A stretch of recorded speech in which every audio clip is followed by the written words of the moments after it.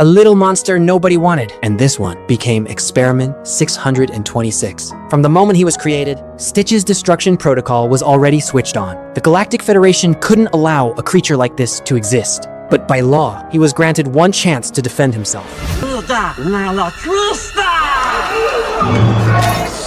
The Grand Councilwoman wasn't impressed. She ordered Stitch to be exiled to a remote asteroid. A Federation fleet was assigned to escort him, but Stitch wasn't about to accept his fate. Using his raw, inhuman strength, he ripped free from his restraints, hijacked a ship, and went on the run. Escaping a galactic armada, though, is easier said than done. His ship was hit and badly damaged. With barely any power left, Stitch punched the hyperdrive, and that's how he crash lands on beautiful Hawaii. Freedom hits him hard, and he's absolutely hyped. He's just about to go full destruction mode when a sudden downpour hits. Water happens to be his worst nightmare. Then a frog hops up beside him. Stitch tries to get some information out of it, but clearly a truck comes flying in. Stitch gets completely run over.